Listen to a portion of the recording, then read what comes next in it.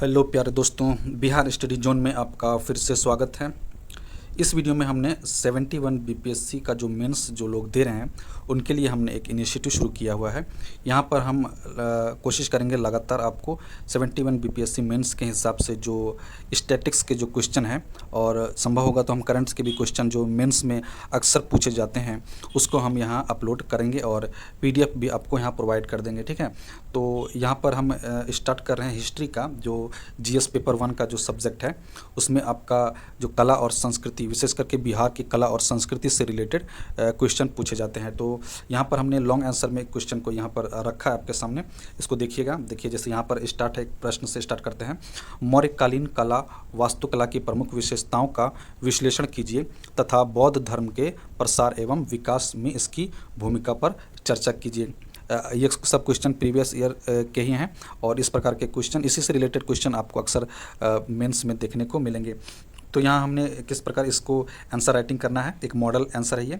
तो पहला आप क्या करेंगे, मौर्य कला और वास्तुकला का एक संक्षिप्त परिचय दीजिएगा। फिर उसके बाद मौर्य कला और वास्तुकला का बौद्ध धर्म के साथ क्या संबंध है उस पर चर्चा करेंगे और फिर लास्ट में हम निष्कर्ष देंगे। तो प्रश्न एक बार फिर से पढ़ लेते हैं। मौर्यकालीन कला और वास्तुकला की प्रमुख विशेषताओं का विश्लेषण कीजिए तथा बौद्ध धर्म के प्रसार एवं विकास में इसकी भूमिका पर चर्चा कीजिए। तो चलिए हम इसका आंसर राइटिंग किस प्रकार होगा। तो सबसे पहले आप परिचय लिखिएगा। मौर्य कला 322 से 185 ईसा पूर्व 322 से 185 ईसा पूर्व में भारतीय इतिहास में एक महत्वपूर्ण चरण था, जो भव्य संरचनाओं, जटिल नक्काशी और लकड़ी से पत्थर में परिवर्तन द्वारा चिन्हित था। इसने भारतीय वास्तुकला के विकास और बौद्ध धर्म के प्रसार में महत्वपूर्ण भूमिका निभाई, विशेष रूप से सम्राट अशोक के तहत, जिन्होंने पॉलिश किए गए बलुआ पत्थर के जो खंभे थे, स्तंभ, स्तूप, चट्टान कटाई की गुफाएं और मूर्तियों का संरक्षण किया। ये आप परिचय दे दीजिएगा। और इसके बाद एक आप यहाँ डायग्राम भी बना सकते हैं, जैसे मौर्यन आर्ट, हिंदी में लिखिएगा मौर्य कला। और मौर्य कला ये दरबारी कला जिसे बोलते हैं, राज दरबारी कला, पॉलिटिकल या कोर्ट आर्ट बोलते हैं इसको। ये 4 भाग, ये इतने भागों में विभाजित है। ठीक है, 5 भागों में, जैसे इसको राजप्रसाद में, पिल्लर में, स्तंभ में, फिर स्तूप में और गुहा विहार यानी गुफाओं में, केव्स के रूप में।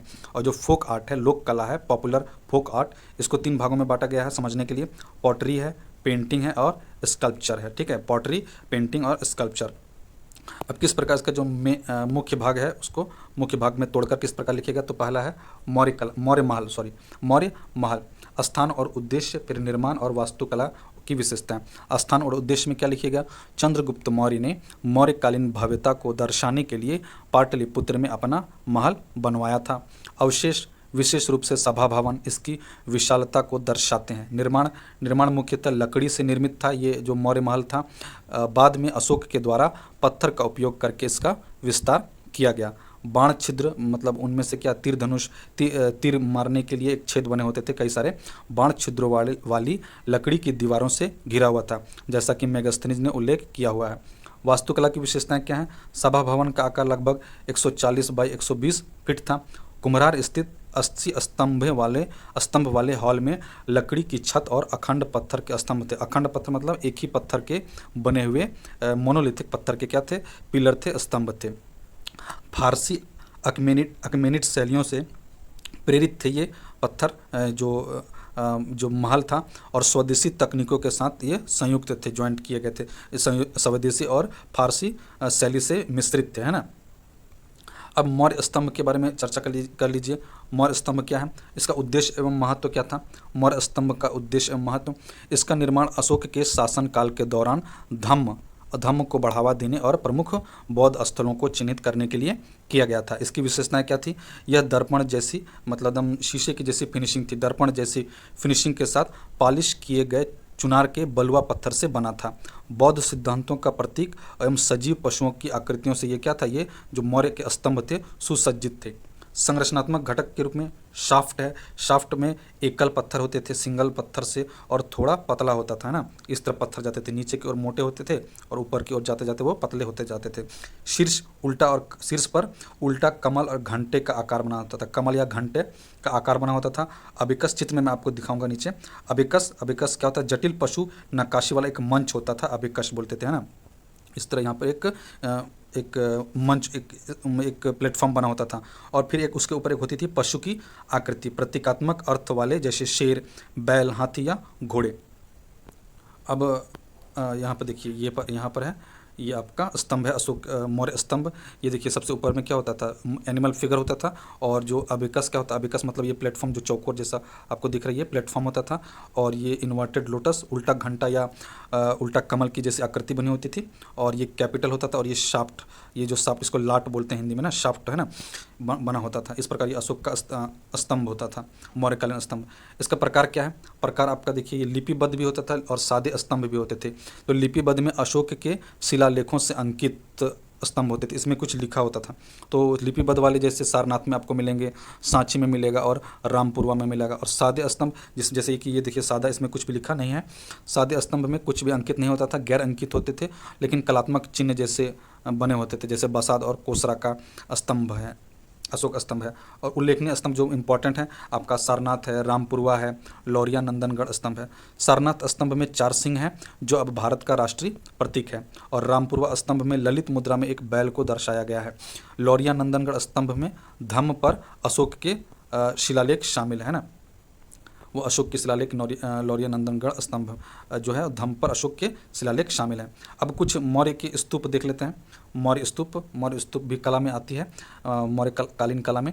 परिभाषा उद्देश्य क्या, स्तूप जो होते थे बौद्ध दफन टीले हैं। स्तूप क्या है, वो बौद्धों के एक टीले हैं, कब्र हैं, जो अवशेषों को संरक्षित करते हैं और बुद्ध की शिक्षाओं को बढ़ावा देते हैं। इसकी विशेषताएं क्या, तोरण है, वेदिका, ये इसके डिजाइन है, तोरण द्वार, वेदिका, प्रदक्षिणा पथ, अंड, हर्मिका और छतरी। यहाँ पर मैं आपको चित्र में एक बार दिखा देता हूँ।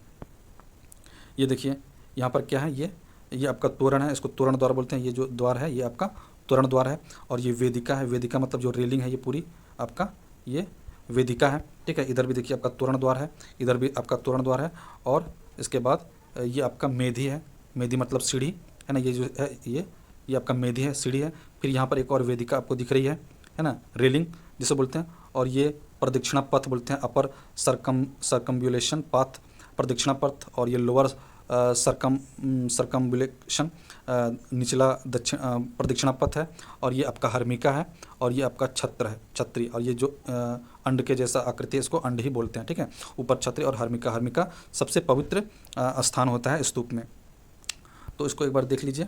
तोरण द्वार, तोरण क्या है, तोरण वेदिका, प्रदक्षिणा पथ, अंडा, हर्मिका और छत्री। तोरण क्या है, जातक कथाओं से सुसज्जित द्वार होते थे। वेदिका सुरक्षात्मक पत्थर की रेलिंग होती थी। प्रदक्षिणा पत्र जो घूमने के लिए उस पर उसका चक्कर लगाया जाता था प्रार्थना करते हुए। और अंड क्या है, अर्ध गोलाकार गुंबद जो ब्रह्मांड का प्रतीक है। हर्मिका स्वर्ग का प्रतीक, बक्सानुमा संरचना। और छत्री 3 स्तरीय, 3 ठो छत्र होते थे, 1, 2 और 3 इस तरह छत्री होते थे। 3 स्तरीय छत्री जो बुद्ध, धम्म और संघ का प्रतीक है। एक बुद्ध, धम्म और एक संघ का प्रतीक होता था छत्र, ठीक है। प्रसिद्ध स्तूप में आप देख सकते हैं सांची का स्तूप जो मध्य प्रदेश में है, फिर भरहुत का स्तूप जो मध्य प्रदेश में है, फिर आपका धमेक स्तूप जो कि सारनाथ उत्तर प्रदेश में है। सांची का स्तूप यूनेस्को स्थल है जिसके निर्माण में प्रारंभ में अशोक द्वारा किया गया, जिसका विस्तार शुंगों द्वारा किया गया। और भरहुत स्तूप जो मध्य प्रदेश में है, बौद्ध शिलालेखों के साथ प्रारंभिक पत्थर के प्रवेश द्वार मिलते हैं आपको देखने को। धमेक स्तूप जो सारनाथ उत्तर प्रदेश में है, वो ये बुद्ध का पहला उपदेश का प्रतीक है आपका धमेक स्तूप। देखिए यहाँ पर हम आंसर राइटिंग कर रहे हैं, ठीक है, इसलिए बहुत ज़्यादा डिटेल में नहीं। यदि आपको एक लॉन्ग क्वेश्चन आ जाए 38 नंबर में कि मौर्यकालीन कला पर और बौद्ध धर्म पर इसके प्रभाव क्या रहे, तो इस प्रकार आप उत्तर लिखिएगा, क्योंकि आपको लगभग 4 मिनट के अंदर एक क्वेश्चन का आंसर लिखना है लॉन्ग का, ठीक है। तो इसमें बहुत ज़्यादा आप डिटेल में नहीं लिख सकते हैं, तो उसी हिसाब से इसको देखिएगा। फिर मौर्यकालीन गुफाओं में इसका कार्य क्या होता था, जो गुफाएं होती थी वो बौद्ध और आजीवक भिक्षुओं के लिए विहार के रूप में कार्य किया। भारत की सबसे प्रारंभिक चट्टान कटाई की संरचनाएं हैं आपका मौर्यकालीन ये गुफाएं। मुख्य स्थान में आपको बराबर की पहाड़ियां और नागार्जुनी पहाड़ियां जो कि बिहार में देखने को मिलेंगी। इसमें इंपॉर्टेंट यही 2 हैं, बराबर की पहाड़ियां, ये लोमस ऋषि, सुदामा, विश्वामित्र, कर्ण चोपर के नाम से गुफाएं इसमें हैं। बराबर की पहाड़ियों में कई गुफाएं हैं, लोमस ऋषि गुफा, सुदामा गुफा, विश्वामित्र गुफा, कर्ण चोपड़ गुफा नाम है। उनमें अशोक के शिलालेख मिलते हैं बराबर की पहाड़ियों के गुफाओं में। फिर नागार्जुनी पहाड़ी में आपको वाहियाका गुफा, गोपिका गुफा और वदथिका गुफा, इसमें दशरथ के शिलालेख आपको देखने को मिलेंगे। इसकी विशेषताएं क्या हैं? लकड़ी की संरचनाओं की नकल की गई है और अत्यधिक पॉलिश की गई दीवारें हैं। जो पत्थर की, जो गुफा की पत्थर की जो दीवारें हैं उसमें लकड़ी की संरचनाओं का क्या किया गया? कॉपी किया गया और बहुत ही अच्छे से उसको दीवार को, पत्थर की दीवार को पॉलिश किया गया है। ठीक है। इसके बाद हम देखते हैं मौर्य लोक कला, जो फोक आर्ट होता है। फोक आर्ट में आपको क्या क्या देखने को मिलेगा? मिट्टी के बर्तन। मिट्टी के बर्तन कार्यात्मक और सजावटी प्रयोजनों के लिए उपयोग किया जाता था। उत्तरी काले पॉलिश बर्तन, NBPW है ना, नॉर्दर्न ब्लैक पॉलिश्ड वेयर। ठीक है। चमकदार काले रंग की फिनिशिंग होती थी। पाटलिपुत्र में ये प्रचलित था। चित्रित ग्रे बर्तन है ना, काले और लाल डिजाइन के होते थे ये। मूर्तियों में भूरे बलुआ पत्थर से निर्मित पॉलिश मूर्ति होती थी और जीवंत विवरण होता था। बहुत ही देखने में बहुत ही सजीव प्रतीत होता था। अभी भी देखने को मिलेगा, जैसे यक्षिणी की मूर्ति जो कि संरक्षक देवता के रूप में जैसे माना गया है। जैन तीर्थंकर की मूर्ति जो पटना में पाए गए हैं। मौर्य कला का बौद्ध धर्म से क्या संबंध था, जो क्वेश्चन है, अब उसको भी हम यहाँ पर उसका थोड़ा सा यहाँ पर आंसर देने का कोशिश करेंगे। जैसे अशोक स्तंभ क्या है? लुम्बिनी और सारनाथ जैसे प्रमुख बौद्ध स्थलों पर स्थित ये स्तंभ नैतिकता, अहिंसा और करुणा का संदेश देते हैं। स्तूप क्या देते हैं? बड़े पैमाने पर स्तूप निर्मित किए गए, बुद्ध के अवशेष रखने तथा भक्ति के केंद्र के रूप में कार्य करने वाले थे ये स्तूप। चट्टान काटकर बनाई गई गुफा बौद्ध और आजीवक भिक्षुओं के लिए मठवासी आश्रय का स्थल होता था ये गुफा, जिनके आंतरिक भाग में अत्यंत पॉलिश किए गए हैं और डिजाइन बनाए गए हैं। कलात्मक चित्रण स्तूपों और गुफाओं पर जातक कथाएं उत्कीर्ण की गई हैं जो कि बौद्ध धर्म से संबंधित हैं, जिसमें बुद्ध शिक्षाएं जन साधारण तक पहुंचाई गई हैं। देखिए 4 मिनट में आपको ये सब लिखना है। ठीक है। इसलिए बहुत यहाँ पे डिटेल में नहीं है। ठीक है। तो निष्कर्ष में अब क्या लिखिएगा? निष्कर्ष में मौर्य कला और वास्तुकला ने भारतीय सांस्कृतिक इतिहास में एक महत्वपूर्ण अध्याय जोड़ा, जिसकी भव्य संरचनाएं, उत्कृष्ट मूर्तियां, सुव्यवस्थित शहरी नियोजन भविष्य की स्थापित परंपराओं के लिए आधार बने। इसकी विरासत भारत के सामाजिक, राजनीतिक और धार्मिक अतीत को समझने में महत्वपूर्ण भूमिका निभाती है एवं आज भी प्रेरणा का स्रोत बनी हुई है। तो इस प्रकार ये एक मॉडल आंसर है। आप इसको देखकर अपने हिसाब से इसको बना सकते हैं और आंसर इसको लिख सकते हैं। 38 नंबर का क्वेश्चन ये, यदि आपसे पूछा जाए मौर्यकालीन कला और वास्तुकला की प्रमुख विशेषताओं का विश्लेषण कीजिए तथा बौद्ध धर्म के प्रसार एवं विकास में इसकी भूमिका पर चर्चा कीजिए। तो मिलते हैं नेक्स्ट वीडियो में, एक नया क्वेश्चन लेकर आएंगे। ठीक है। तो चैनल को लाइक कीजिएगा, सब्सक्राइब कीजिएगा बिहार स्टडी जोन को।